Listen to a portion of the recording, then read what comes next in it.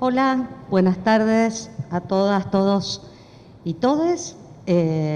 Abrimos esta conferencia que es una apertura y a la vez un corolario de cierre del curso independiente de posgrado Perspectivas Feministas en los debates actuales de los derechos, que nos damos el lujo con Diana de llevar adelante durante 54 horas con aproximadamente 25 personas, buena parte están aquí, han venido de distintos lugares del país, han venido de otros lugares de la orbe. Había gente que mientras tomábamos mate estaba cenando, había gente que estaba en otras ciudades, en otros países de México, Chile, Colombia, Uruguay. ¿De qué se trata este curso que hoy estamos cerrando? Es un curso en donde pretendimos, y creo que lo logramos, ofrecer discusiones sistematizadas y calificadas sobre conflictos de derecho desde un abordaje interdisciplinario, entendiendo que el derecho es una herramienta estratégica de equidad de género y de respeto de la diversidad. Y pretendimos brindar algunas herramientas para una visión crítica que nos permita tener un acceso a la justicia. Hace algunos años, en los últimos años básicamente, varios espacios académicos comenzaron a ofrecer acciones formativas más o menos sistematizadas en la organización curricular sobre género y feminismos. Esta facultad ha incorporado materias, ha incorporado seminarios tanto en el ciclo de grado como en el posgrado, y entre uno de esos está el programa de actualización de género y derecho, donde varias personas graduadas de ese programa también hoy nos acompañan entre las 300 que han pasado por sus aulas y por sus pantallas, porque tuvo como 2 etapas a partir de la pandemia.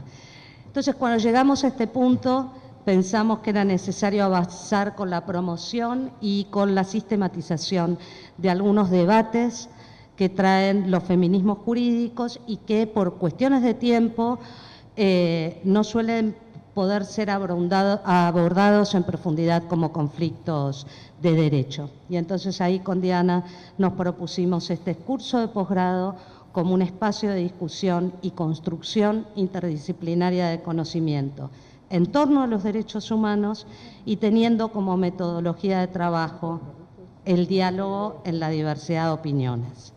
Las clases fueron sincrónicas los días jueves, durante 2 horas, pero además teníamos 1 hora adicional para discutir lo que nos había quedado pendiente y rumiando de la sesión anterior. Y tuvimos contenidos como lo que tienen que ver con las herramientas conceptuales en los debates actuales de los derechos, debates sobre el origen y el fin de la vida, los desafíos de la autonomía, las nuevas formas de familia, la recolección de pruebas forenses, violencias de género que no suelen ser abordadas, explotación sexual y trata de personas y democracias paritarias, con un corolario de cierre que vamos a iniciar a continuación. Sin embargo, ninguna apertura de ninguna conferencia puede ser posible si no hay agradecimientos. Agradecimientos a todas y cada una, y me refiero en femenino porque eran todas mujeres cis, a todas y cada una de las estudiantes que formaron, de las 25, que formaron parte de esta primera cohorte, porque vamos por más, siempre redoblamos la apuesta, que estuvieron desde el extranjero, desde el país, las argentinas que estaban en otros países, al equipo docente, hoy nos acompaña, y la estuve viendo por allí, a Laura Saldivia Menajovsky, que nos hizo dar vuelta todo el tiempo con qué son las familias y esos nuevos formatos. Estuvieron Anabela Di Tulio, Eleonora Lam, Laura Belli, Romina Faerman, Sofía Minieri, Celeste Moretti, María Fernanda Rodríguez, Carmen Colazo, María Florencia Cerdá, Pamela Tolosa, Marcelo Colombo, Julieta Suárez Cao y Flavia Friedenberg, además de Diana Mafia y quien les habla, a la Facultad de Derecho y al Departamento de Posgrado de esta facultad, porque abren la puerta para la discusión, y eso siempre es bueno cuando hay grietas. Y a las compañeras y el compañero del Observatorio de Género en la Justicia de la Ciudad de Buenos Aires, porque sin ellas y él esto no hubiera sido posible. Muchas gracias. Le paso la palabra a Rita Segato. Sí.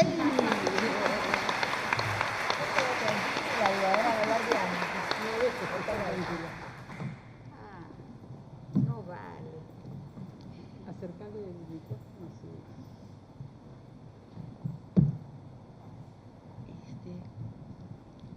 Bueno, muchísimas gracias por esta invitación a Diana. Me siento muy honrada por estar aquí.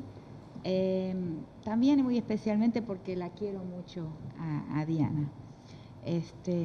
Una de las cosas que más me ha emocionado y sorprendido cuando recién llegué, vos no lo sabés a lo mejor, aunque lo he dicho varias veces, cuando fui recién llegando de vuelta a la Argentina, es la recepción amorosa que recibí tuya y de Dora, que son, digamos, somos de la misma, aproximadamente de la misma generación.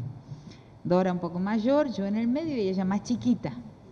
Entonces, me hizo muy feliz ver que volví a mi país, que es algo que deseé por tanto tiempo, y que tuve los brazos abiertos de esta persona que está aquí al lado mío. Estoy muy agradecida por esto y por esta invitación para estar aquí. Entonces, me olvidé los lentes, estoy con lentes prestados, pero bueno.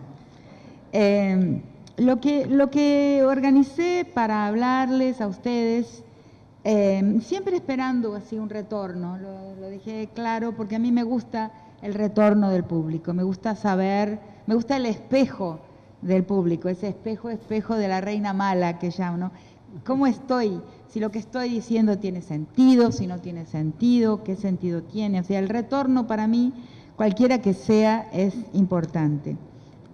Y organicé lo que voy a exponer en la forma de lo que llamé grajeas o pastillas, algunas ideas, de algunos puntos de los que hablo varias veces, diversas veces, pero siempre le voy agregando algo más, una especie de temario, ¿no?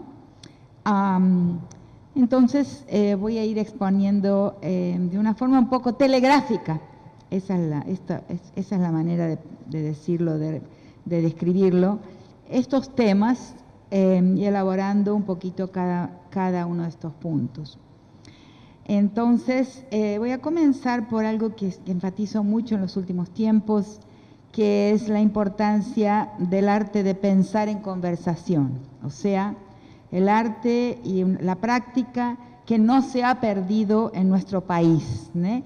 Que es un gran placer y que es vincular también, ir pensando como conversando, que es en realidad lo que está en la base del ensayo, que es el género en el que los latinoamericanos han escrito durante mucho tiempo y que es completamente diferente al paper, ¿ok? El paper es un producto y una súmula de productos, ¿no?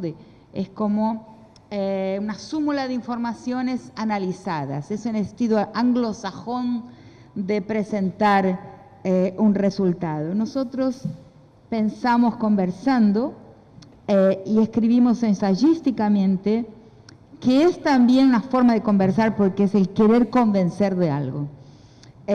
Para mí esas dos formas, esos dos formatos, distinguirlos es absolutamente fundamental. Entonces, el tema para mí hoy lo he redefinido de la siguiente forma, es sobre el derecho y la vida real de las personas, ¿no? Para mí el derecho es más que nada un discurso potente. Yo no soy del área del derecho, no soy formada en derecho.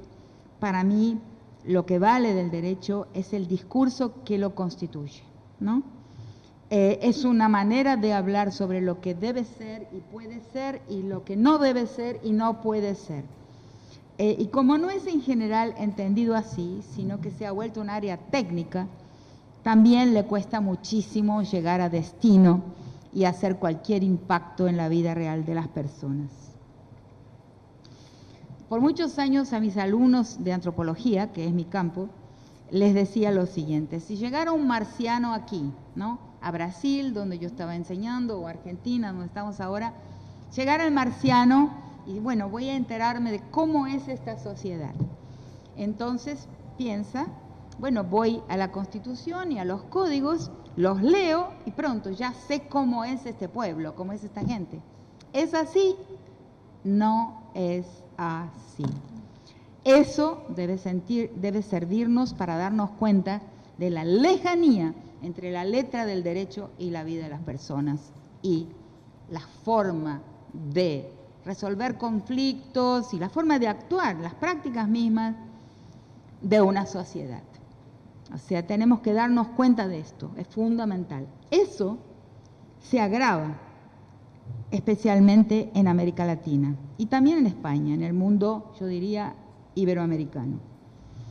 Hay un problema en nuestro movimiento, el movimiento de las mujeres, el movimiento feminista, porque durante un periodo casi demasiado largo hemos pensado que luchando por pasar leyes, por legislar, por conseguir realmente un impacto en el legislativo, íbamos a transformar la sociedad.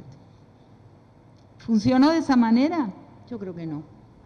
O sea, las leyes van creando normas de lo que se puede hacer y lo que no se puede hacer, van creando, dando las bases para crear instituciones y políticas públicas, pero yo no creo que realmente es el camino por el cual las mujeres estamos transformando el mundo. ¿Por qué? Por esta distancia constitutiva que existe, yo diría que fundacional, entre nuestros estados en América Latina y lo que administran. Sobre eso también voy a decir dos palabras. Perdónenme por el baño de agua fría. Yo creo que las leyes hay que conocerlas, hay que estudiarlas, pero siempre dándonos cuenta de que falta mucho para conseguir una eficacia real del derecho, una eficacia que, si no es primero una eficacia simbólica, no va a ser nunca una eficacia material del derecho. Primero necesita adquirir una eficacia simbólica. ¿Qué quiere decir? Su discurso necesita persuadir y disuadir y estar presente en la conciencia de las personas y ser creíble. Caso eso no suceda, la eficacia, por más que existan las leyes, la eficacia del derecho estará muy comprometida. Eso lo vemos muy claramente con la dificultad que existe para hacer disminuir, para hacer ceder la violencia contra las mujeres, ¿cierto? Hemos pasado una gran cantidad de leyes que tienen que ver con la violencia, leyes punitivas, pero la violencia no obedeció a esa legislación. Entonces ahí tenemos un gran campo, ¿no?, de indagación que debemos comprender mejor, que es necesario entender mejor. El movimiento feminista entonces puso muchas de sus fichas, o sea, tiene muchísimas de sus fichas en una producción teórica, filosófica, importantísima, inclusive sofisticada y de difícil lectura, que llena los estantes más grandes de las librerías físicas y virtuales. Ese esfuerzo. La vida realmente se transformó en una serie de temas, de cuestiones. Las mujeres estamos presentes y en casi todo lugar se necesita y se hace el esfuerzo de en algún lugar poner a la mujer, poner la figura de la mujer. Hay que tener atención a eso porque a veces se trata de lo que se llama un tokenismo, o sea, el token, ¿no? Aparece, está contemplada la mujer, ahí está la figurita mujer. Y estamos viendo una serie de escenas donde se pone la figura de la mujer como un token, ¿no? pero no como algo que realmente va a llevar a la transformación de lo que se está haciendo. Entonces, eso es también una advertencia.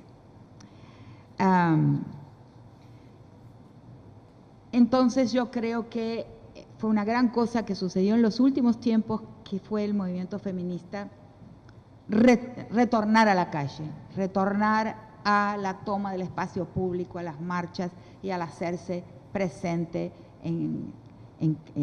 de cuerpo presente y tomar el espacio público con una modalidad muy distinta a cómo las marchas, por ejemplo, de sindicatos, de partidos políticos, de movimientos sociales organizados, habían tomado ese espacio público. La mujer lo tomó de otra manera y ahí marcó realmente otro camino para la política. Quiero contarles también, entre las cosas que tengo listadas que no puedo olvidar, es lo que me ha pasado. Quizás estoy dando algo, yo no soy una persona pesimista ni negativa, estoy queriendo contrarrestar el exceso de fe estatal que he visto en mi movimiento durante mucho tiempo. No comparto esa fe estatal por la distancia que nuestros estados guardan con relación a lo gerenciado, a lo administrado, de lo cual voy a hablar en un minuto. Todo esto hay que tomar conciencia. ¿Para qué? Para modificarlo, ¿no? Son realidades que, aunque parezcan incómodas, si no las nombramos, y ese es el trabajo del pensador, del intelectual, es nombrar lo que está ahí, lo que todo el mundo sabe, lo que es absolutamente visible, lo que es el aire que respiramos, pero nombrarlo para poder trabajarlo mejor. Entonces me sucedió, y últimamente con los años, con la edad, porque ya ultrapasé los 70, me estoy volviendo un poco comediante, ¿no? Eso me encanta. Es una libertad que me puedo tomar porque ya, total, ya estoy del otro lado de la vida. Entonces fui a España y me hicieron una entrevista, no sé si ustedes han visto alguna vez el programa La Base, que es un gran programa de periodismo y de noticias, de análisis periodístico muy bueno. Y La Base existe en un medio que se llama Público. La Base ocurre dentro de un medio periodístico que tiene revista, que tiene otros programas, que se llama Público, en Madrid. Entonces fui ahí, me hicieron una entrevista. En la entrevista, entre las muchas cosas que dije que uno de los problemas con la justicia era que los jueces tienen la misma mentalidad que los panaderos, que los carniceros, que los astronautas, que los físicos, que los químicos y que cualquier hijo de vecino. Que los administradores de justicia, jueces, fiscales, y todo lo que en Brasil se llaman los operadores del derecho, tienen la misma mentalidad que cualquier persona común, no tienen noción sobre la cuestión de género, ¿no? Bien, di la entrevista, fue publicada, pero la periodista le puso el siguiente titular: Rita Segato dice que los jueces tienen la misma mentalidad que un carnicero. ¿Y qué pasó? El chiste viene ahora. Pasan 2 o 3 días y recibo una cartita así: Rita, hola, yo soy una feminista madrileña, perdóname, me gustó la entrevista, pero me veo obligada a contarte que fui a la carnicería y el carnicero me dijo que por favor te transmita que está muy infeliz con la comparación que acabas de hacer. Juro por Dios que eso pasó, o sea, es rarísimo. Yo dije, pero no puede ser. Dice, los carniceros estamos ofendidísimos porque ella ha dicho que nuestra mente es igual que la de un juez. ¿Ven? Bien. Otro tema. No podía dejar de contarlo. Entonces, en nuestros países tenemos un problema de fundación, como decía antes, ¿no? Que siempre lo estoy repitiendo en las conferencias públicas que doy porque es necesario darse cuenta. Todos aquellos personajes históricos, vamos a decir, O'Higgins, San Martín, Belgrano, Bolívar, Artigas, Juana Zurduy, en fin, sigan por donde quieran porque país que visito, país que pregunto. ¿Cómo murió el libertador de tu país? ¿No? En México lo mismo. todos los que le pusieron el cuerpo a la independencia murieron solamente de 3 formas de muerte. Una, en la miseria, el abandono, la enfermedad y el hambre, ¿no? 2, asesinados. Y 3, en el exilio. Entonces, no fueron ellos que fundaron nuestras repúblicas. Nuestras repúblicas fueron fundadas por una élite criolla, ¿no?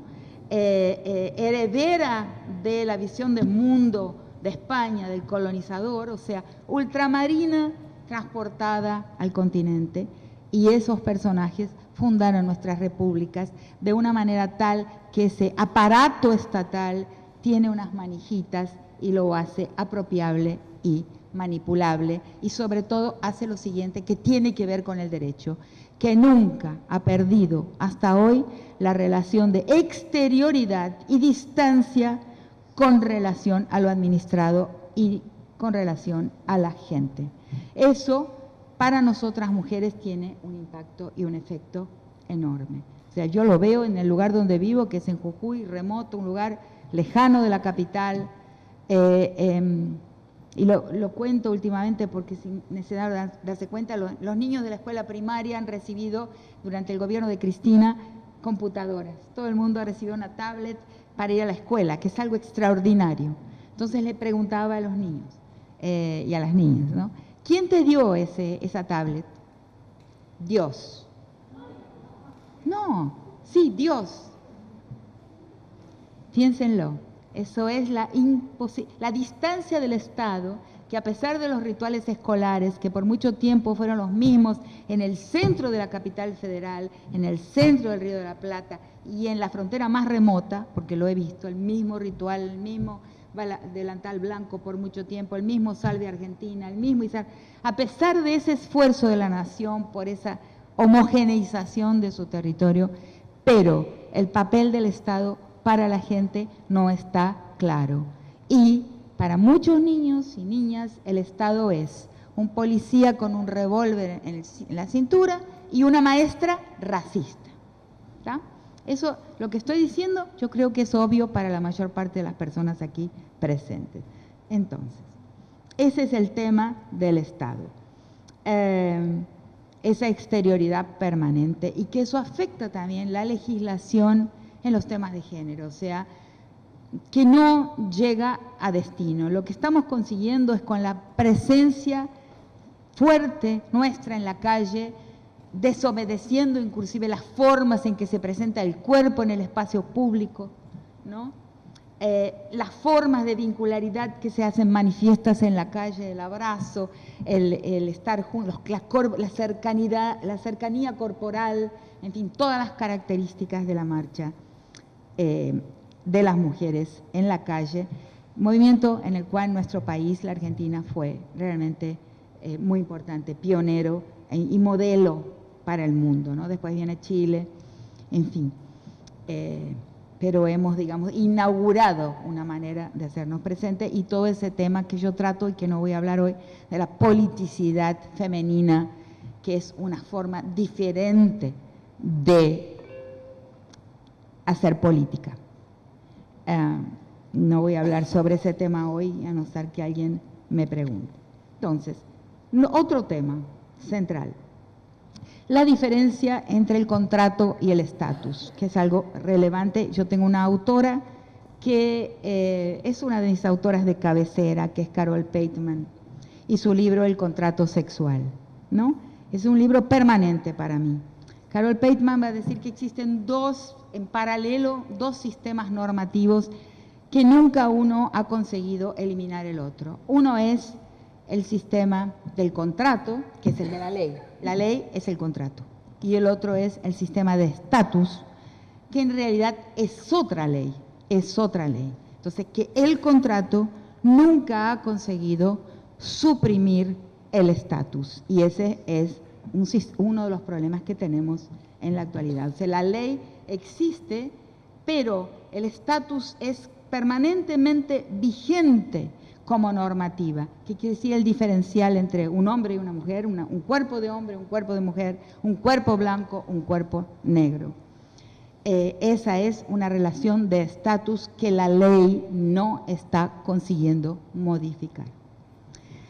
Entonces, lo que tenemos sobre todo en el momento presente es que, y cuidado, que esa relación de estatus, como la llama y la caracteriza muy bien Carol Pateman, no es un estado de naturaleza, como a veces podemos pensar, ¿no? Un desorden. No es un desorden, es otro orden. Por ejemplo, cuando observamos lo que está pasando con propuestas políticas como la de Bolsonaro, la de Trump y la de Milei en nuestro país, ¿no?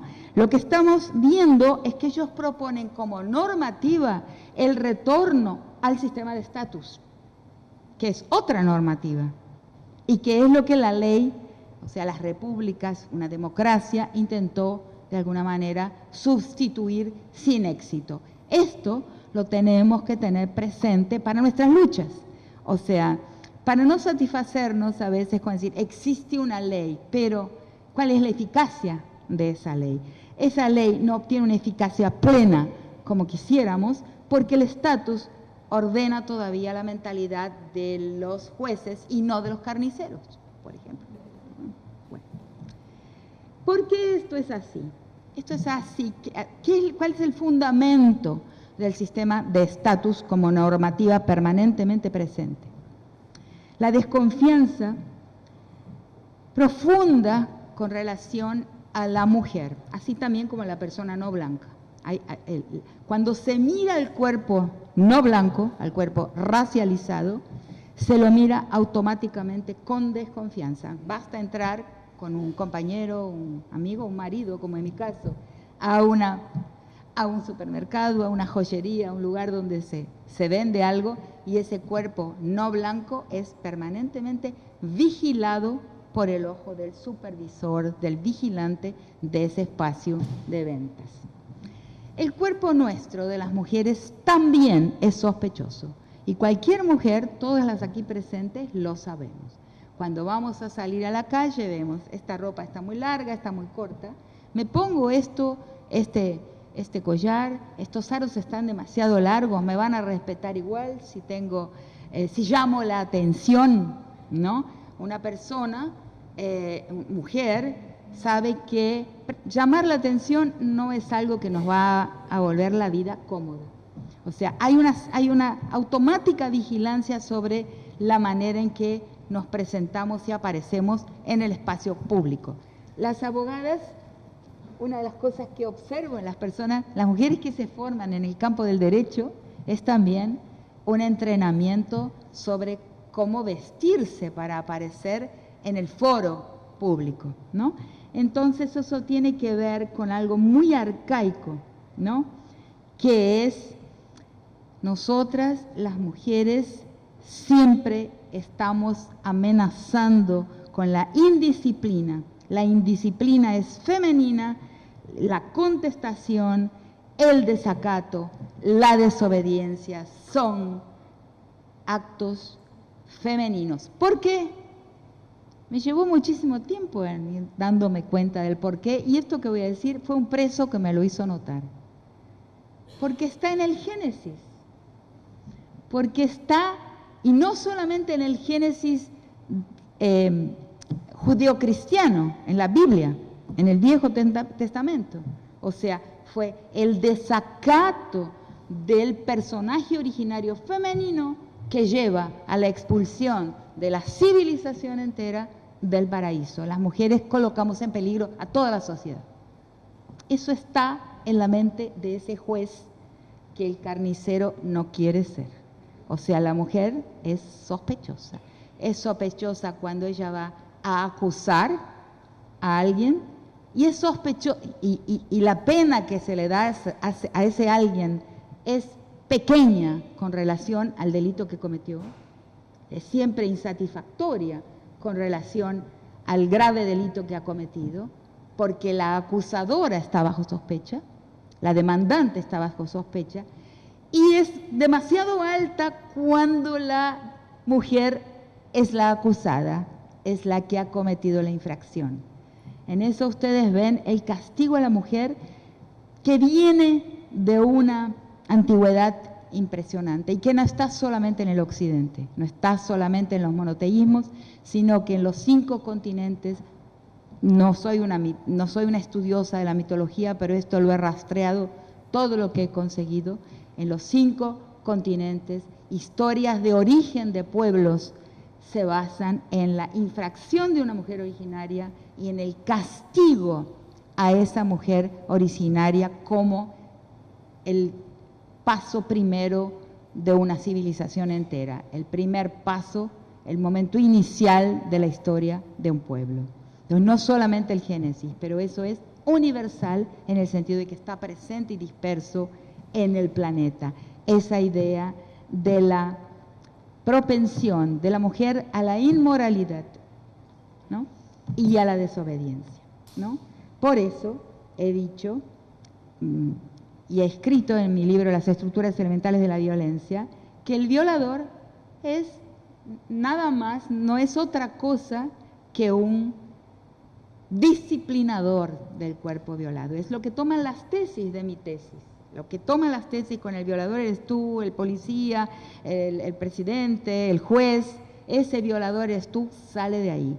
De la idea que escribo en Las estructuras elementales de la violencia, de que el violador es alguien que va a castigar a la mujer, a disciplinarla y a conducirla al papel que le corresponde, que es un papel subordinado, oprimido, del cual emana un tributo que va a constituir la masculinidad.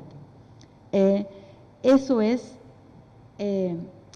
la ley. Él representa en realidad no la infracción, sino justamente lo contrario de lo que pensamos, la ley, porque viene de ese mundo arcaico, que es en nuestra civilización el Génesis. Me lo dijo un preso, es un preso que me dijo, pero mire, Eva, jamás me hubiera dado cuenta, me lo dijo un violador.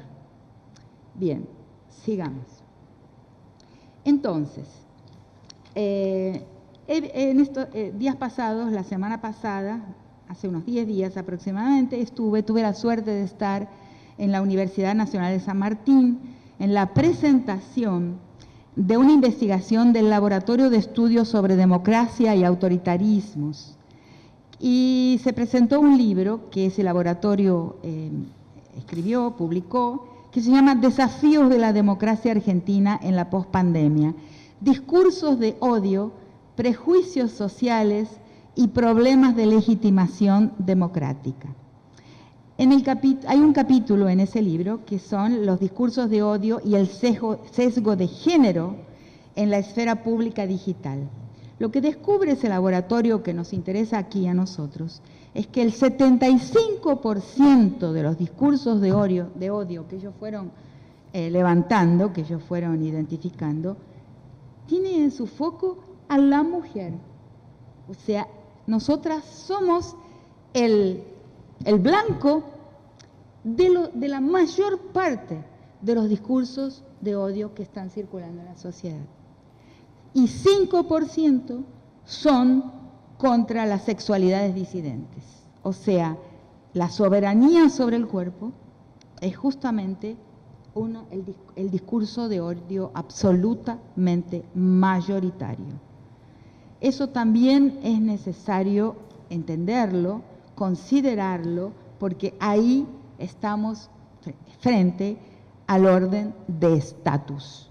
O sea, el impedir a la mujer de salir de la condición de estatus, en donde la larguísima historia de la especie, ¿no?, de acuerdo con un gran pensador, el ideólogo kurdo Öcalan, que ellos llaman de Öcalan, es en el fin del neolítico que la mujer ha sido colocada en esa posición de subordinación que continúa hasta ahora y continúa también en la cabeza de los operadores del derecho, pero no de los carniceros. Vamos a dudar de los carniceros un poquito aquí también, ¿no? Entonces, todo esto, cuando pensamos en cómo llevar al derecho a tener un impacto en la vida, es absolutamente indispensable pensar en cuáles son las dificultades para que el derecho tenga un impacto en la vida. El impacto que evidentemente por las cifras en constante aumento de la violencia contra las mujeres, es evidente que ese impacto todavía no lo alcanza, ¿no? Basta ver, por ejemplo, el juicio de la manada en España, ¿no?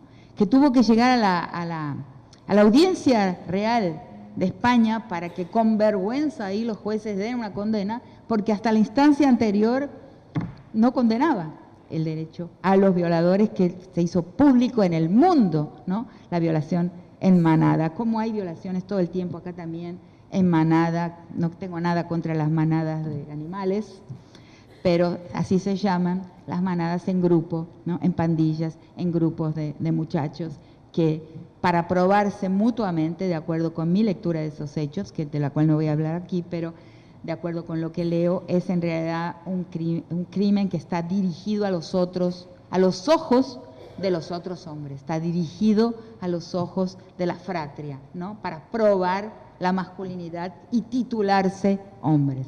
Todo lo cual, también de mis proverbios en los últimos tiempos es el siguiente: sin entender no podemos modificar la realidad. Sin comprender, solo con las fórmulas del derecho, solo con las consignas a las que volvemos andando a veces en círculos, sin comprender no se puede transformar el mundo. Entonces, todo esto va junto, y una comprensión de lo que causa los males que sufrimos es absolutamente indispensable.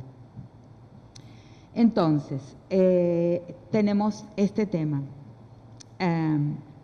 ¿Cuál es la razón, o sea, de que nosotras las mujeres estamos en el foco de los discursos de odio, de la política, de las nuevas derechas, de los neofascismos? No es fácil entenderlo, ¿no? Tengo mis propias hipótesis, ¿no? Por ejemplo, una pregunta con la que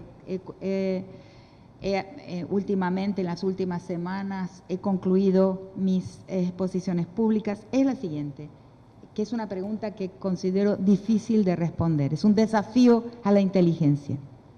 ¿Cuál es la relación entre las grandes fortunas, entre los intereses de los dueños del mundo, de aquellos que son detentores de la acumulación del capital, que va en una velocidad impresionante, ¿no? La concentración va en una velocidad impresionante. No es solamente que hay un problema de acumulación-concentración, sino que hay un problema de la velocidad en que transcurre, está caminando esa concentración de la riqueza en pocas manos. Entonces, ¿cuál es la relación entre los dueños de esas grandes fortunas, los grandes concentradores de dinero, que son aquellas figuras que están respaldadas por los discursos de odio? Hay una asociación entre el discurso de odio y las políticas de ultraderecha, y las políticas de ultraderecha son las que defienden las grandes concentraciones, los adueñamientos de la riqueza. ¿Cuál es la relación entre estos dueños y sus intereses y un cuerpo de una mujer embarazada que quiere no continuar con su embarazo? ¿Cuál es la relación? ¿Por qué existe claramente esa relación? O sea, estos seres, estas personas riquísimas, se oponen, en primer lugar y ante todo, a los derechos de la mujer, a su soberanía sobre su propio cuerpo y sexualidad. ¿Por qué? O sea, hay algo que sí podemos decir sin dudar. Nuestros antagonistas de Proyecto Histórico, nuestros adversarios, no digo enemigos porque no me gustan las políticas del enemigo, ya están demasiado fuertes en todas partes, pero nuestros adversarios de Proyecto Histórico, o sea, aquellos que se oponen a que reorientemos la historia en la dirección de un horizonte más benigno para más gente, o sea, aquellos que trabajan por la manutención de la concentración y de la aceleración del ritmo de la concentración, hay algo que es y que están por detrás de la política que enuncia el odio, o sea, que son políticas donde estos discursos de odio son su método, vamos a decir así. hay algo que sí podemos afirmar. Dos cosas. En primer lugar, es que ellos sí saben, ¿no? Los think tanks que alimentan sus métodos y sus estrategias de manutención del poder, sí saben cuál es la relación entre las grandes fortunas y la falta de libertad de las mujeres sobre su cuerpo. Lo saben. Por eso lo promueven de una forma tan activa y consistente de Polo Norte al Polo Sur en todas partes. ¿Qué es lo que saben? Las invito a todas a pensarlo. Yo lo estoy pensando también. ¿Por qué esas dos cosas, gran fortuna y sus políticas, y mujeres y soberanía sobre el cuerpo, están en tensión y en oposición? Por eso nuestra soberanía sobre nuestro propio cuerpo amenaza el interés de las grandes fortunas. Ellos lo saben, nosotras no, pero tenemos que ponernos a pensarlo. El otro importante tema, la segunda afirmación que puedo hacer sin dudar, es que no se trata de una razón moral. ¿Por qué no se trata de una razón moral? Porque esa moral de la vida, si fuera verdad, si fuera verdadera y no fuera falsedad ideológica, esa moral de la vida estaría en todas partes. O sea, sería una moral que defendería a los niños, los bebés, las vidas que están en las probetas de las clínicas de fecundación asistida. También sería una moral que defendería a los niños migrantes y las niñas migrantes. También defendería la vida de los niños y niñas de la calle, o sea, desamparados, maltratados. Defendería la vida en todas partes y no, la defiende solamente ahí, en una panza de mujer y nada más que ahí. Es mentira, ¿no? No es una razón moral.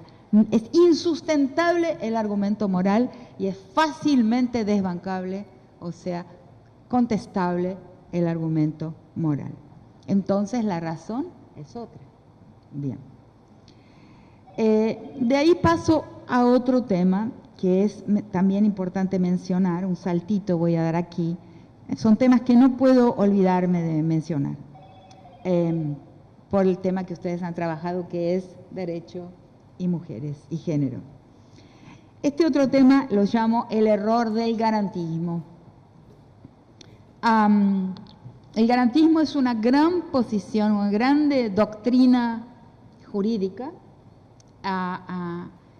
que en mi comprensión es una forma de acción afirmativa. O sea, a aquellas personas que son pobres y racializadas, o sea, pobres y no blancas, es necesario darles garantías de un juicio justo. Esto no es otra cosa que una de las formas de acción afirmativa, aunque no es generalmente definida de esta forma. Pero como yo he trabajado mucho tiempo con acciones afirmativas, me doy cuenta de que hay, o sea, se va a dar un derecho, una garantía, algún grado de ventaja a aquellos que tienen una desventaja originada en la historia, que es la historia de la esclavitud, la historia de la conquista y la colonización, que es la historia del cuerpo racializado. O sea, un juez, un jurado, un agente, toda la gente mira con desconfianza a ese acusado y le atribuye anticipadamente el crimen del cual está acusado. Tiene menos garantías de un juicio justo. Entonces, en esa dirección, el garantismo es una gran doctrina que, digamos, un gran juez argentino, que es Eugenio Raúl Zaffaroni, ha defendido, sobre todo en el maravilloso libro En busca de las penas perdidas. Ok. Pero cuando el juicio tiene que ver con violencia de género, el garantismo tiene que ir en la otra dirección. Porque ¿quién está bajo sospecha? La acusadora. O sea, la dirección no tiene que ir hacia el lado de quien se defiende, pero la garantía debe ir en la dirección de quien acusa. Y ahí, entonces, la inteligencia de nuestro juez garantista, maravilloso, extraordinario, cuando habla de raza y clase, baja la persiana y no ve más.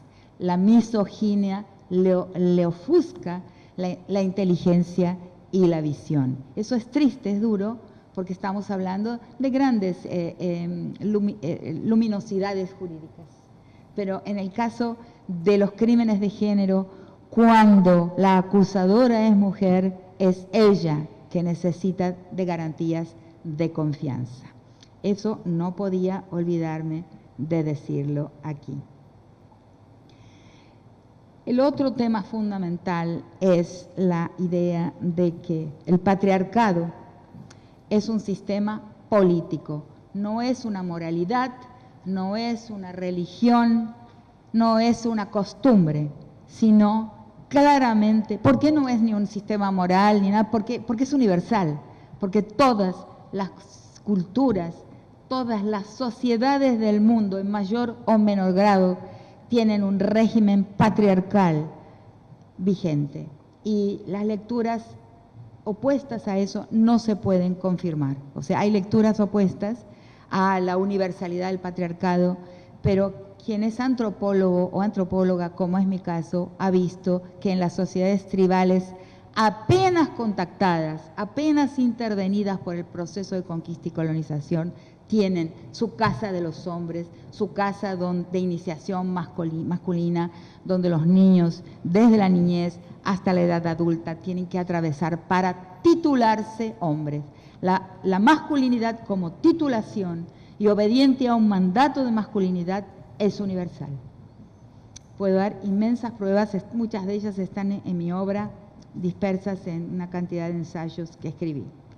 Entonces, estamos hablando de un sistema político basal, o sea, por eso la lucha feminista no es una lucha contra los hombres, ¿no? Es una lucha contra un sistema político, que es el patriarcado, y que tiene su propia, inclusive, legalidad, su propia normativa, que son las normativas que estoy llamando de estatus, ¿no? Es la lucha contra este sistema político que hace que el feminismo sea un movimiento antisistémico, o sea, como antiguamente se hablaba, antiguamente hablo de los años 70, del movimiento sistémico anticapitalista, fue el de mi generación, el del activismo político de izquierda. Se olvidaba de que existía por debajo la extracción de una plusvalía que no era ni la de clase, también hay una plusvalía extraída a la raza, o sea, un valor no remunerado a aquellas personas racializadas, sus saberes y sus productos, pero hay una plusvalía extraída de género a la posición femenina en la sociedad. Entonces, esa plusvalía, ese sistema de extracción de plusvalía, ese menosvalor del cuerpo de mujer, sus productos y saberes, ¿no?, es un orden plenamente político. Por eso, cada vez más afirmo, y eso es una idea, algo que percibí más recientemente, que los crímenes de género son crímenes, aun cuando sucedan entre cuatro paredes, en el aislamiento de la infernal familia nuclear, que creemos que es lo máximo, porque es la familia moderna, mi intimidad, mi privacidad, nada, ahí morimos, como nunca morimos antes. En el orden comunal, en el medio de estructura comunal, no se puede morir como se muere de feminicidio en la familia nuclear, blindada por cuatro paredes, dentro de las cuales nadie sabe lo que está sucediendo. El mundo de los individuos es el más peligroso para las mujeres y los niños y las niñas. Entonces, todo lo que nos sucede, la agresión a nuestro cuerpo, la agresión sexual a nuestro cuerpo, lo tenemos que aprender a considerar. No tengo mucho tiempo para expandir esto acá, solo estoy colocando las ideas así en un listado. Tenemos que aprender a verlo como un crimen político, porque responde a un orden que es el sistema político que llamamos patriarcado. Algo que debemos recordar. En las luchas contra el racismo existe una noción, una categoría que es la categoría conciencia de raza, conciencia racial. No todo el mundo la usa, pero sí se han dado cuenta de que es fundamental porque hay cipayos, ¿no? Vemos la figura de Bolsonaro, ahora a veces con un hombre, con un seguidor negro atrás, cuando él es racista, explícitamente racista. Entonces, es necesario darse cuenta que se necesita una conciencia racial y que no basta el cuerpo.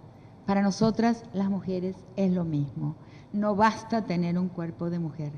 Hay mujeres que no tienen conciencia de género. Entonces, esa categoría no está creada y es necesario crearla, hablarla y defenderla. No basta el cuerpo. La conciencia de género para luchar por los derechos de las mujeres y darse cuenta de los peligros que nos circundan es absolutamente central.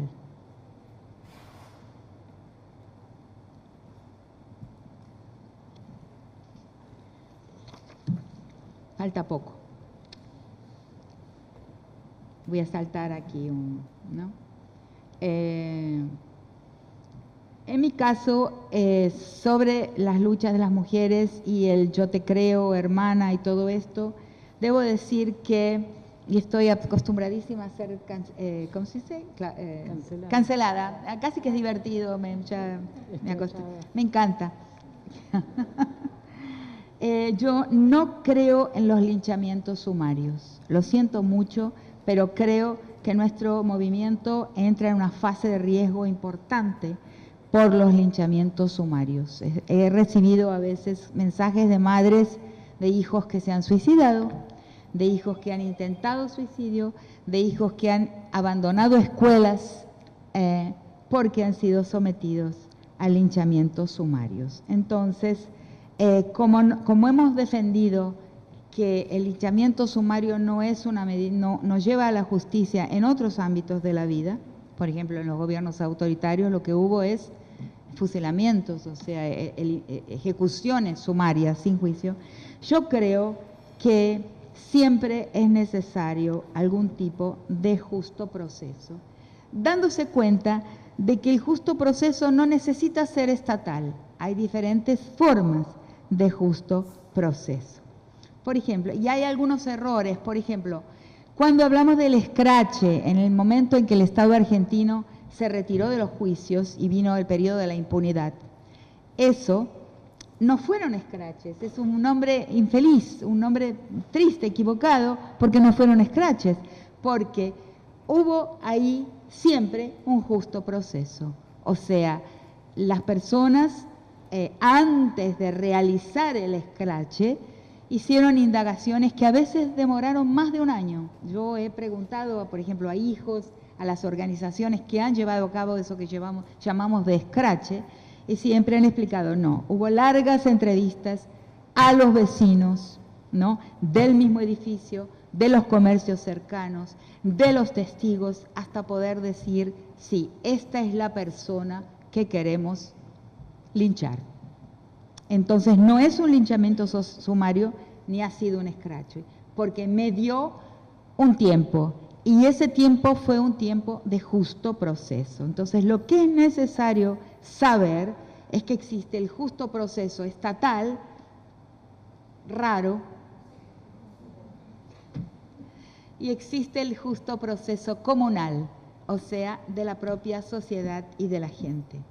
Creo que el justo proceso estatal podría aprender cosas, procedimientos, maneras de hacer del justo proceso no estatal. Y ahí está un capítulo maravilloso de la antropología, que cuando todavía no me había jubilado y daba clases regulares de antropología, era lo que más me gustaba enseñar, que es el tema del pluralismo jurídico. O sea, las sociedades de estructura comunal nos enseñan otras formas de justo proceso, otras formas de impartimiento de justicia, ¿no? Tenemos en el momento presente un problema, que es el problema del fin de la razón, del fin del argumento humanitario. La razón humanitaria está claramente en retroceso, está en retirada. Yo veo esto claramente, hay una gran cantidad de signos de que hemos reingresado a una etapa eugenésica, donde el valor de la eugenía, o sea, los sobrantes, ¿no?, está casi que explícito. Veamos, por ejemplo, lo que pasó en Brasil con la pandemia. O sea, no fue otra cosa, ¿no?, la actitud de Bolsonaro de decir, bueno, se van a morir los que tengan que morirse. Eso es un principio eugenésico explícito, ¿cierto? Que es, por ejemplo, lo que se le acusó a Christine Lagarde, del Fondo Monetario Internacional, que es la que acordó con Macri la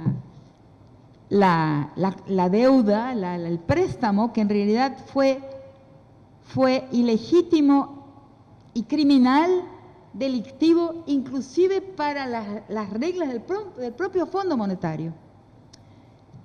Se le acusa a ella de haber dicho algo que no lo dijo así, que es, bueno, el problema es que tenemos en las economías que hay demasiada gente mayor. O sea, yo ya tendría que estar del otro lado. Hay demasiada gente, se ha aumentado la expectativa de vida, entonces ese es el problema que tenemos en la economía. Eso es eugénico. No lo dijo, pero está en los documentos del Fondo Monetario Internacional de su gestión, está en los documentos, ¿sí? ¿Se dan cuenta? Hemos ingresado en una época en que la razón eugénica, no sé cómo se dice en español, eugenésica, ha tomado el lugar de la razón humanitaria. Eso es un gran peligro y un gran peligro para las mujeres también. Bien, finalmente, el feminismo al cual yo adhiero y creo que es fundamental adherir, que es un feminismo pluralista, contrario a vanguardias expurgadoras, puristas, inquisitoriales. Una política del enemigo no puede ser una política de las mujeres.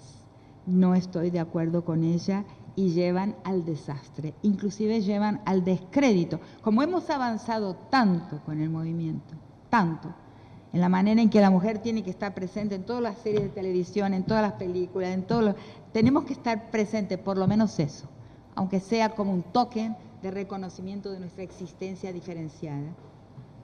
Pero no podemos caer. Los errores de aquellos que estamos del lado del campo crítico, de la conciencia crítica, los errores se pagan mucho más caros que los errores de nuestros antagonistas de proyecto histórico. Entonces, el feminismo tiene que ser pluralista y el único límite al pluralismo es aquellos sectores del mundo, dentro y fuera del feminismo, que no son pluralistas, o sea, que son monopólicos, que tienen verdades monopólicas. Estamos realmente transformando el mundo. Nos falta el tema de la violencia, al que voy a referirme ahora al final. Pero en todo, las mujeres estamos incidiendo en las prácticas y en las conciencias de una manera verificable. Pero esto no lo estamos haciendo solamente por nosotras. Yo soy crítica, no tengo tiempo de desarrollar ese tema ahora, de la minoritización. O sea, durante mucho tiempo, de acuerdo con la matriz multicultural de la política, que fue la matriz que se impuso inmediatamente después de la caída del muro de Berlín, fue una especie de pacto, de negociación entre el mundo del este y del oeste, el proyecto multicultural que fue inclusive que cambió en menos de una década, cambió de una forma impresionante el proyecto político del campo crítico, porque de un proyecto antisistémico que fue hasta los años 70 a un proyecto de inclusión al sistema que fue el proyecto multicultural. O sea, imagínense, 180 grados de cambio de la brújula política. Fue político antes de destruir el sistema. Inmediatamente después cae el muro, década de 80, el proyecto es incluir al sistema. O sea, eso fue la política a la cual el multiculturalismo nos llevó. Yo también fui una activista dentro de la política de acciones afirmativas y el inclusivismo de las mujeres, de los sectores de disidencias sexuales, de los indígenas, de la gente afrodescendiente, incluirlos. cuando antes luchábamos por la ruptura del sistema. Todo bien. Pero hoy creo el multiculturalismo como proyecto fue cerrado, o sea, no es más. Después de Trump, Bolsonaro y los Mileis que tenemos por aquí, el proyecto multicultural no es más la propuesta de negociación entre, digamos, los socialismos y los capitalismos, o el capitalismo. No hay más ese interregno negociador entre los dos mundos, entre las dos ideologías, sino que se ha cancelado el proyecto multicultural. Si pensamos que todavía está sobre la mesa, estamos equivocados, no es eso más. Por eso puedo hablar de la decadencia de la razón humanitaria, el proyecto eugenésico claro, explícito, si nos ponemos a observar, y entonces nuestro proyecto feminista no lo podemos pensar más en términos de una minoría. Y hay que abrir los ojos y percibir que la minoritización de este movimiento y de todos los otros movimientos sociales es un error. La transformación del mundo desde una perspectiva, desde una politicidad femenina, desde una historia de las mujeres, la transformación del mundo desde una perspectiva afrodescendiente, africana, comunal, la transformación del mundo desde una perspectiva indígena, amerindia, son movimientos antisistémicos, todos para el bien de toda la sociedad y de toda la humanidad. No es por el bien de una minoría, y eso es necesario entenderlo y hablarlo. Ahora, ¿por qué no hemos conseguido hacer ceder la violencia feminicida y al contrario, crece? ¿Por qué una ley muy punitiva, o sea, tremendamente punitiva para el feminicida, no lo hace dudar en la hora de alzar la mano y matar a una mujer, aún sabiendo que puede caer sobre el perpetrador, una condena a veces de por vida? Porque el mandato de masculinidad es visto casi como un mandato divino, o sea, y responde a una convicción y casi yo diría a un sagrado. Les cuento algo bastante tragicómico, sería cómico si no fuera trágico. En un momento es que estaba un traductor traduciendo algo mío al inglés, me dice, no puedo traducir la frase mandato de masculinidad porque no existe, o sea, busco y no existe mandate of masculinity en inglés, entonces le voy a poner the rule of masculinity, la regla de masculinidad. No, le digo, no es lo mismo la regla de masculinidad, porque el mandato de masculinidad tiene una doble mano, o sea, yo hago una investidura de hombre, pero al mismo tiempo, es un tema de Foucault en realidad, al mismo tiempo que hago esta investidura de hombre, al mismo tiempo lo tengo gobernado a este investido, porque ese mandato proviene de un orden que al mismo tiempo le da la investidura, pero se la retiene y le pone exigencias, le pone condiciones de existencia a esa investidura. Entonces es mandato porque la noción de mandato tiene esa doble vía. Lo invisto se dice en español, y lo retengo, lo controlo. Entonces voy yo al Google y en lugar de poner mandate of masculinity pongo masculine mandate. ¿Y qué encuentro? Pues nada más y nada menos que un libro de teología ultraconservadora. El masculine mandate es un orden de Dios, o sea, es la orden el macho alfa es la divinidad y todos los que siguen van a constituirse hombres, no mujeres. Somos la costilla, pero no somos aquellas personas que van a estar investidas por por imitación de aquel mandato de masculinidad que lo encarna Dios. O no sé si lo encarna porque no está encarnado, pero lo coespiritualiza Dios. Es un concepto teológico de la teología más conservadora. Entonces, si el hombre no cede a la ley, porque ceder a la ley implica ceder su estatus, que es el estatus de hombre que lo hace humano. La humanidad masculina está tremendamente comprometida por el mandato de masculinidad. Bien. De ahí voy a deducir, estoy hipersintetizando una serie de cuestiones, pero de ahí voy a concluir que aquello que en mis textos iniciales consideré una fratria, la fratria masculina, la hermandad masculina, la cofradía masculina, en realidad es una corporación.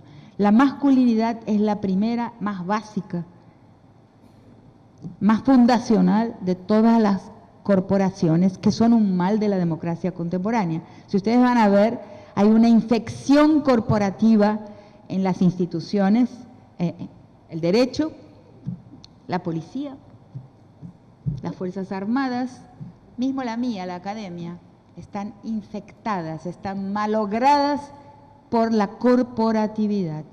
Y la primera lección corporativa es la masculinidad. ¿Y por qué tiene que ver con lo que les estaba diciendo?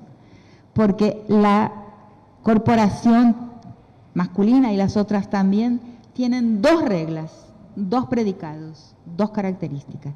La primera es que son internamente jerárquicas, la obediencia es férrea. Y la segunda es que la primera ley es la lealtad corporativa.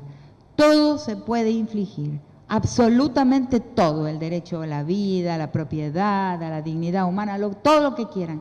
Pero el castigo es máximo cuando se inflige, se inflige la lealtad corporativa. Entonces este hombre prefiere matar a infligir, traicionar, desobedecer a la lealtad corporativa, que es la lealtad a su titularidad, a la posición masculina.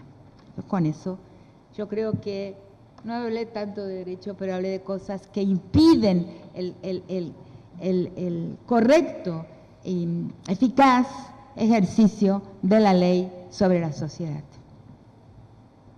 Gracias, Rita.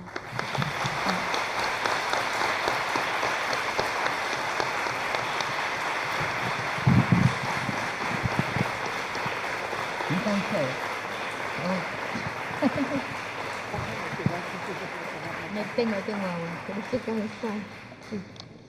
La dejamos descansar un poquito mientras hago algún comentario sobre la enorme cantidad de cosas, porque es casi un tejido genealógico, ¿no? Desde tus primeros libros ir complejizando, sí. ir llegando. Eso es lo que fui haciendo, ¿no? Sí. Hermoso. Desdoblando desde el primer momento las cosas que pensé, ¿no? Y quiero comenzar por pensar lo primero a lo que Rita se refirió, que es la importancia de la conversación. Lo quiero pensar en parte porque desde el encuentro con Rita hace unos años, cuando volvió a Argentina, por suerte, es el estado en que estamos, en un permanente estado de conversación. Pero también pensándolo en relación con algunas cuestiones epistemológicas. Hay un filósofo que se llama Richard Rorty, que tiene un libro de unos cuantos años, de tener 20 años, que no es nada, como sabemos, 20 años, ¿no? que se llama La filosofía y el espejo de la naturaleza. Es un libro interesante porque Rorty allí trabaja esta metáfora del espejo de la naturaleza diciendo hay una ficción del poder humano, del conocimiento, que hace que se piense la filosofía o se piense la ciencia, se piense el saber como la verdad sobre la naturaleza. Hay un mundo, claro, y el saber es un espejo que nos muestra el mundo tal como es.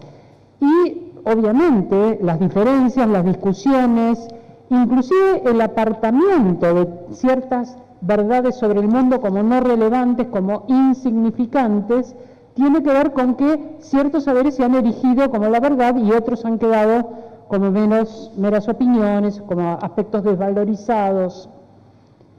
Y entonces Richard Rorty dice, estamos en un momento de crisis, es un momento que viene durando mucho, ¿no? Esto que les digo, el libro de Rorty debe ser de fines de los 90, pero en los años 30, Husserl, otro filósofo, escribió un libro llamado Crisis. La crisis tenía que ver con la crisis del pensamiento europeo y la crisis de la ciencia. Precisamente pensando que después de la guerra todo aquello que había sido un aspecto positivo del saber estaba aplicado a la destrucción y estaba aplicado, la ciencia había seguido su camino sin atarse a las necesidades humanas, a resolver los problemas humanos. Y él decía, el origen de la ciencia fueron preocupaciones humanas. Él hablaba de algo que ocurrió en la modernidad, que fue la matematización de la ciencia. La ciencia se resuelve de manera matemática, se resuelve con fórmulas abstractas.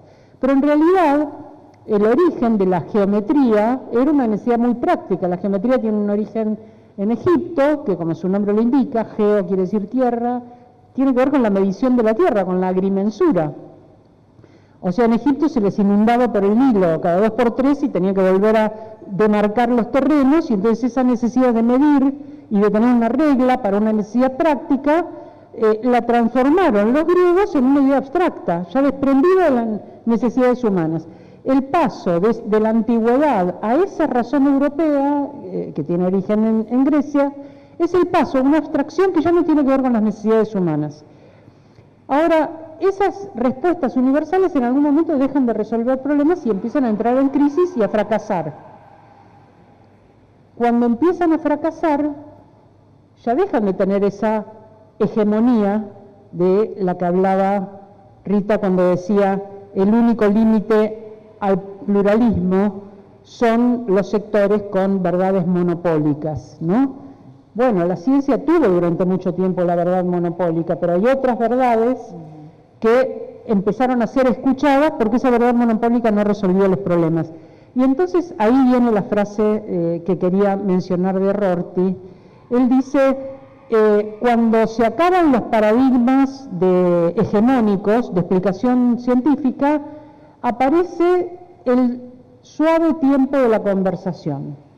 La conversación tiene que ver con que no hay una imposición, no estamos ateniéndonos a un paradigma común, y quizás parte del problema de la justicia vos decías, no se puede reconstruir un mundo por la Constitución y las leyes, porque no hay una derivación lógica. Estoy acá y no está en Bulligui ni al churrón, y por eso puedo decir eso. No hay una derivación lógica entre la ley, las leyes abstractas y los hechos, sino que esta posibilidad de un ida y vuelta, de un intercambio, donde no se trata de suprimir al otro y dejarlo fuera de la razón, sino de ir avanzando en común, despacio, hacia problemas que preocupan en común, es ese suave tiempo de la conversación. Sin embargo, estamos en un tiempo donde justamente los diálogos están impedidos por muchísimas condiciones. Hay condiciones para el diálogo, como las hay para cualquier otra actividad humana. Hay reglas para el diálogo, reglas que tienen que ver con no suprimir la opinión de la otra persona, con darle a la opinión de la otra persona el mejor sentido posible, no ridiculizarla, anularla y sacarla del terreno de esa interlocución, de ese diálogo. Tiene que ver con generar un ámbito de confiabilidad. Ese diálogo no es nada más que una herramienta de manipulación o de dominio, sino que ambas partes estarían intentando llegar a un punto común, a un punto de consenso, o al menos, como nos ha ocurrido en los encuentros nacionales de mujeres durante más de 3 décadas, dejar claro que hay puntos de consenso y puntos de disenso. Y cada año se va retomando ese diálogo pensando que se logran consensuar algunas cosas y otras quedan en disenso, sin que esto implique desplazar y eliminar a las personas que disienten. Y eso tiene que ver con la convicción en el Encuentro Nacional de Mujeres, que yo creo que es una convicción una convicción virtuosa y una regla muy virtuosa puesta desde el comienzo de no votar. No votar porque votar implica que la minoría queda suprimida. Y acá mayorías y minorías van a quedar en esas memorias de los encuentros, en una constatación de cómo va variando ese movimiento que siempre ha sido extraordinariamente diverso. Siempre ha sido extraordinariamente diverso. No están las condiciones para el diálogo, y este año por primera vez en la historia de los encuentros hemos tenido 2 encuentros. ¿Por qué esa intemperancia que implica que no nos podemos escuchar? No toleramos escuchar esa otra posición. Nos vamos sesgando y quedando solamente con aquello que concordamos, donde la concordia no quiere decir como etimológicamente volver a pasar por el corazón, no tenemos las mismas cosas en el corazón, sino que eliminamos aquello que nos confronta, nos hace tener el esfuerzo intelectual, pero también el esfuerzo moral, de pensar el mundo desde la perspectiva que la otra persona nos propone. Y lo digo en términos abstractos, y no solamente femeninos, porque no es solo que está pasando en el feminismo. Cuando Patricia comentaba al comienzo el desafío que nos pusimos con este seminario y que realmente me dio como un golpe al corazón verlas tridimensionalmente después de tantos álbumes de estampillas que tuvimos durante todo el semestre, la alegría hermosa de poder hacer este cierre y encontrarnos personalmente. Lo que pensamos con Patricia fue vamos a tomar temas muy polémicos, pero advertimos, esto va a ser cada vez peor, no cada vez mejor, no vamos a dar respuestas y soluciones, vamos a hacer ida y vuelta, y yo creo que algo de lo más valioso, y que uno de ustedes lo hizo notar en sus mensajes y en sus respuestas, es que hubo mucho respeto por la diversidad. Sabíamos, fuimos decodificando posiciones diferentes en cada una de nosotras, y sin embargo hubo esa apertura a escuchar, a ver esos otros puntos de vista y a no cerrar el problema. Creo que no cerramos ninguno de los problemas que nos planteamos, pero sí sobrevolamos una enorme diversidad de posibilidades, de puntos de respuestas, y desde la posición de cada una entonces poder tomar su lugar, poder tomar posición. Esto sí me parece importante, tener claridad en cómo tomar posición frente a determinado tipo de problemas. Hay algo que dijo Rita que tiene que ver con la distancia entre el derecho y la vida de las personas. Y quiero decir que esto nos lo hemos planteado, por supuesto, desde aquellos grupos que hemos quedado al margen del modo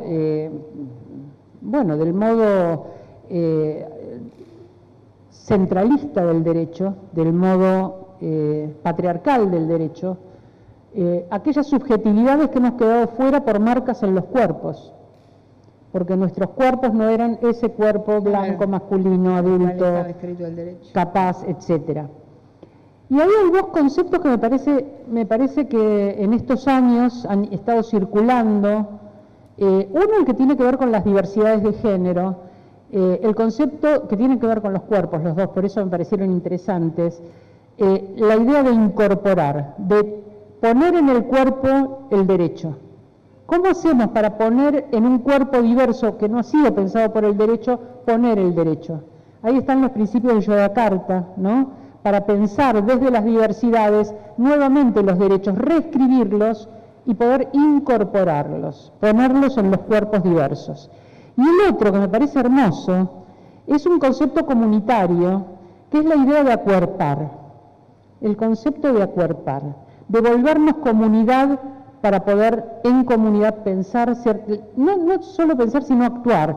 Aquí Rita puso en duda esa idea marxista de que no se trata de comprender el mundo, sino de transformarlo, porque el mundo es injusto, y entonces el objetivo no es comprenderlo, sino transformarlo. Y Rita dijo, sin comprensión no hay transformación posible de la realidad. Y eso tiene que ver con una disputa con los modos de intervención sobre la realidad. Y también tiene que ver, ya te dejé descansar un ratito, entonces ahora viene la pregunta, ahora que la voy a hacer dibujitos y relajada, todo esto fue para dejarla descansar un poquito y pensar, porque estamos en la academia, estamos acá en una facultad muy importante, abajo están todos los presidentes que salieron de esta facultad, nos están diciendo algo. Sí, que la facultad... Pero estamos en un ámbito académico donde casi todas las personas que somos feministas, yo diría que todas las personas que somos feministas, tenemos ambos objetivos, queremos comprender y queremos transformar, tenemos los dos objetivos. Entonces hay un modo de estar en la academia que es un modo no cerrado, no obtuso, no dogmático, no transformándonos en corporación, que era uno de los riesgos que planteabas, bueno, una academia separada de todo lo que es el activismo o todo lo que son las demandas de los movimientos sociales.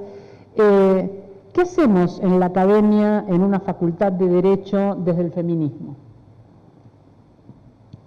Y luego vamos a dar, luego que Rita piense un poquito ahora y a ver, ¿qué nos queda? ¿Qué nos queda en la academia entonces si estamos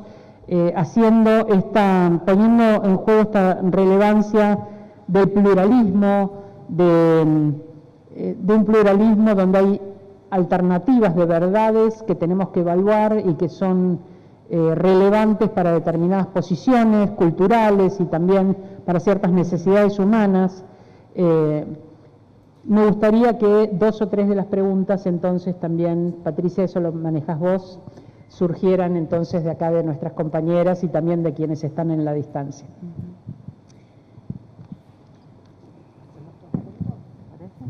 Como quieran. Como vos estés más cómoda. Lo que tú quieras. Puedo responder con mi disciplina es la antropología, ¿no? Pero creo que se aplican las cosas que, mi reflexión. Primero que en mi penúltimo libro yo propongo lo que llamo una antropología por demanda, que en la traducción al inglés el traductor lo mejoró. En lugar de poner on demand, que parecería de delivery, ¿no? Una antropología de delivery, le puso a responsive anthropology, o sea, una antropología que responde más que pregunta. Claro, y en el derecho yo creo que lo que falta también es que está pensado de una forma endogámica, ¿no? Una escucha de lo que existe, claro, lo que se llama el whistleblower, ¿no? el que va a decir lo que la sociedad necesita, ¿no? De lo que se está pidiendo, de lo que se está pidiendo a gritos, ¿no? ¿Qué es lo que el mundo de las mujeres, el problema de las mujeres pide a gritos? Saber realmente escuchar. Y que a veces creo que no se puede, que la ley tiene que ser más un impulsor de una transformación social.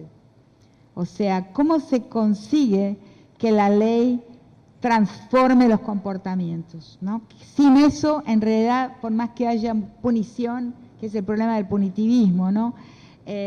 No basta con punir, si no se transforma, si la ley no es un discurso que llega a destino. Por eso decía al principio, entre las primeras cosas que dije, es que la ley o es un discurso o no es nada, o es un discurso eficaz, eficiente, potente, que llega a destino, porque yo no creo en una causalidad. ¿Por qué si un marciano viene acá y pregunta los códigos no va a saber nada sobre la manera en que realmente vivimos? Porque es un error pensar que la ley tiene una relación causal con la vida, no causa comportamiento, ¿no? Y eso es muy fácil de probar, inclusive con un tema que es nuestro, pero que el tema que lo prueba para todos los campos, que es el aborto. O sea, en Argentina hace casi 100 años que hay una ley contra el aborto, pero ninguna mujer jamás dejó de hacer un aborto porque existe la ley. Eso muestra cabalmente que la ley no causa comportamiento, a no ser que convenza de que la lechuga que tenemos adentro, porque la lechuga también es vida, pero también la cortamos y la comemos, ¿no? O sea, por la vida. Es absurdo, eso es absurdo. Durante mucho tiempo en la historia del catolicismo se pensó que era una persona, una vida humana, cuando existía libre albedrío. Antes del libre albedrío no existía. Santo Tomás, varios santos que pensaron la cuestión, dijeron, hay libre albedrío, hay persona humana. No hay libre albedrío, o sea, no se sabe si la persona va para el cielo o al infierno, no hay persona humana. Y no había, o sea, es muy reciente la neurosis del aborto, la obsesión con el aborto, lo cual suscita para mí desconfianza. Y ni siquiera las sobrinas de obispos han dejado de hacer un aborto cuando hubo necesidad. Entonces, por ejemplo, conozco los casos, porque me han llegado por personas que me han contado, de médicos que son objetores de conciencia y que han hecho un aborto en su hija, obstetras, ginecólogos. Hay un médico famoso en Córdoba que es uno de los objetores de conciencia. Entonces uno se pregunta, ¿por qué esa objeción de conciencia, ¿no? Perdón que me desvié del tema. ¿Qué es? Y yo tengo mi propia manera de comprenderla. ¿Cuál es? ¿Quiénes fueron las aborteras? Por ejemplo, hasta mi infancia, tengo 71 años. Escuchaba así a veces así unas conversaciones. La abortera era una persona pobre, muy pobre, enfermera, pero no una graduada de enfermería como los días de hoy. Enfermera, casi una sirvienta, generalmente no blanca, que iba a la mujer y le hacía un aborto. Yo creo que en la objeción de conciencia hay una cuestión de clase. El médico no quiere perder su estatus, de nuevo, más que de clase, de estatus. No quiere ser lo que sabe que por mucho tiempo en la historia fue la abortera. No quiere ser un abortero. Creo que va por ahí, que es una cuestión de estigma. No quiere cargar ese estigma. Entonces, no creo en la objeción de conciencia, la creo en otros campos, como la gente que no quiere, los soldados que no quisieron ir a la guerra de Vietnam, fueron objetores de conciencia. Pero en el del aborto no me la cuentan, a mí no. Bueno, entonces, ¿por qué me fui para este lado? Entonces la ley no causa, porque si la ley fuera capaz de causar comportamiento, vendría un marciano y diría, en esta sociedad nadie hace un aborto, pero es falso. Cualquier persona busca un aborto cuando lo necesita. Entonces la ley no tiene ese impacto, no tiene eficacia simbólica, no convence de que unos milloncitos de células son una persona humana. Es falso. Y luego, el otro tema que es nuestra, entonces, ¿qué hace el derecho? ¿Qué hacemos todas las humanidades? Y yo incluyo el derecho en el campo de las humanidades. Nombrar. ¿Y qué es el nombrar? Es dar forma. El nombre y el conjunto de nombres dan la grilla que filtra la realidad, que es, cualquier lacaniano sabe, ¿no? El real es inaccesible, la realidad como tal es inaccesible, solo a través de un sistema de nombres, ¿no? Que dan la grilla cognitiva, que accedemos, hacemos el recorte de lo real al cual accedemos con la conciencia, nuestra conciencia accede. Entonces el derecho forma parte de ese gran conjunto de disciplinas que, y así creo que debe aprenderse, que da forma a la realidad porque le pone nombres a lo que debe ser, a lo que no debe ser, a lo que debe ser evitado, etc. Y ahí había otra parte que no la voy a elaborar ahora, pero que es necesario tenerla en cuenta. Uno habla de las normas, de las leyes, pero en muchas sociedades las leyes son prescriptivas, o sea, dicen cómo el mundo debería ser, cómo el comportamiento de las personas debería ser. Eso incluye inclusive en el Islam prefundamentalista. El Islam se vuelve fundamentalista por influencia, por impacto de Occidente. La versión más occidentalizada del Islam es el fundamentalismo, porque entra la ley positiva. Entonces, positiva en el Corán. La ley coránica, como también la ley judía, era una ley, como la ley de los pueblos indígenas, es una ley prescriptiva, no es una norma proscriptiva que genera enemigos, o sea, que corta cabezas, que castiga. Es muy importante entender la dimensión prescriptiva de las normativas y la dimensión proscriptiva, punitiva de las normativas que no son la misma. Y hay muchos ejemplos, no quiero dar, estoy muy cansada ahora, pero eso llegué a esa conclusión escuchando cosas del derecho indígena, por ejemplo, que se interpretan mal porque se está positivando. Y al positivarse, como se positiva el Corán con el fundamentalismo, crean el horror. O sea, dan origen a horrores. ¿Se entiende?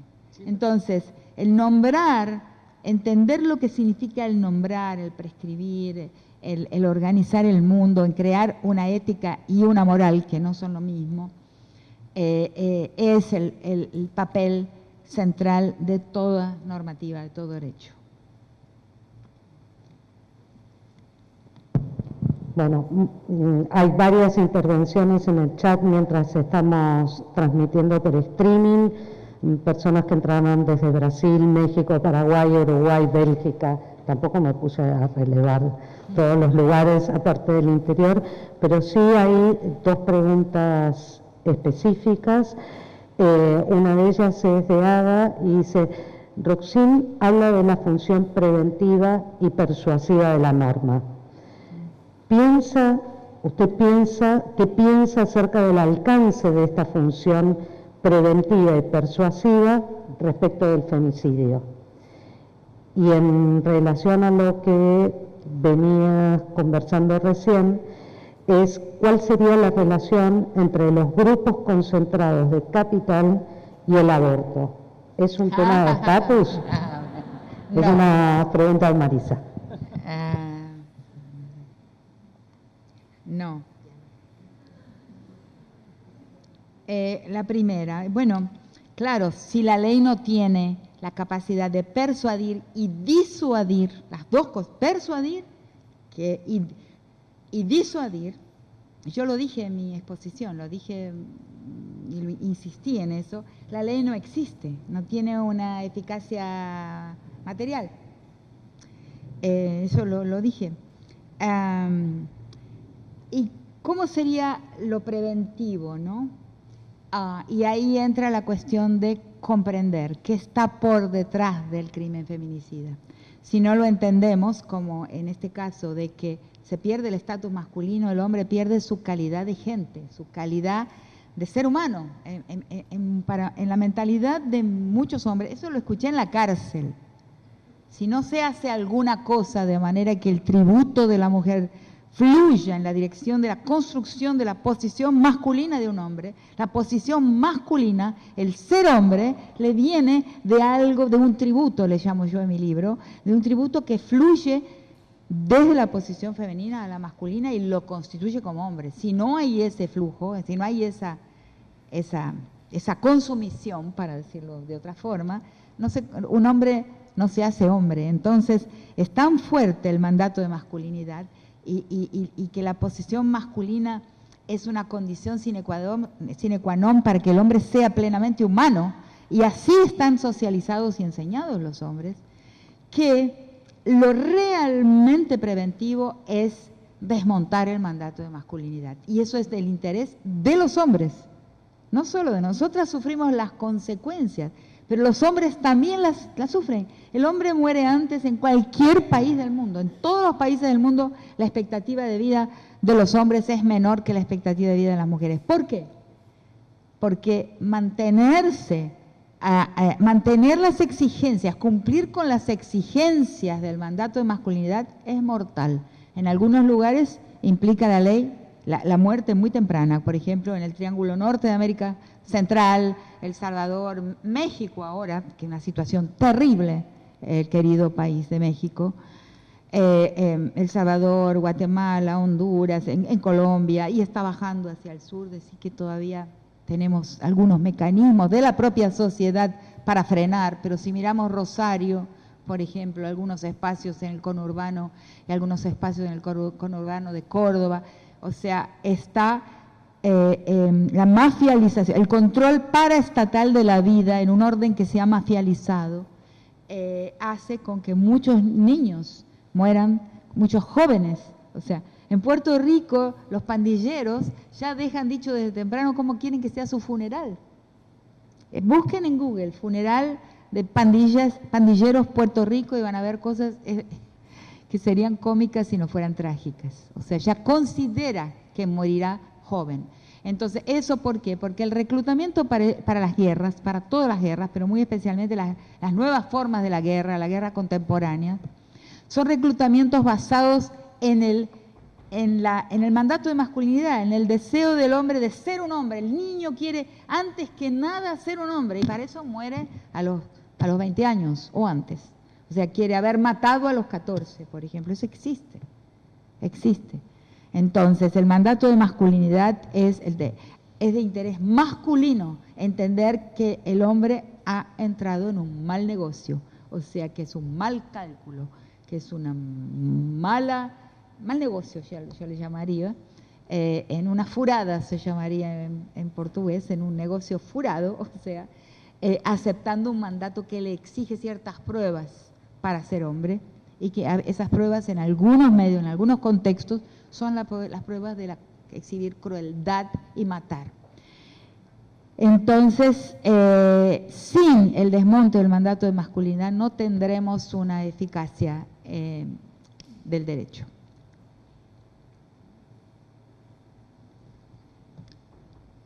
Muchas gracias, Rita. ¿Y cuál es la relación entre el dinero y el aborto? ¿Saben qué? Yo en algunas oportunidades he dicho lo que pienso que es lo que une, pero lo mejor es que lo pensemos todas, porque pensando colectivamente, muchas cabezas siempre piensan mejor que una, dos mejor que una, tres mejor que dos, cuatro mejor que tres.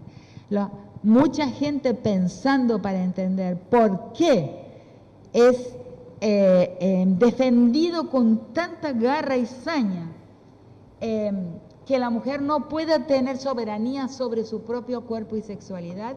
Eso es fundamental para la manutención de las grandes riquezas, de la acumulación, de la concentración y el sistema capitalista. Pensémoslo. Alguna persona puede pensarlo mejor que yo. Entonces no voy a decir cuál pienso que es la relación. Quedamos entonces en deuda con Rita Segato. Hay una invitación a pensar, una invitación a seguir pensando, y bueno, como siempre, nos da pena los finales. Queremos con esto cerrar este precioso seminario donde nos planteamos tantos problemas y circularon tantas y diversas posiciones. Es hermoso que haya sido con vos, Rita, que ya hemos podido compartirlo. Así que damos por cerrado este curso y agradecemos muchísimo la presencia de todas las personas que están acá, en mi caso sobre todo al Observatorio de Género en la Justicia, que es mi sostén laboral en la vida cotidiana. Hace 15 días que no veía al equipo porque estuve fuera del país, es muy emocionante entonces poder compartirlo acá con ustedes. Gracias.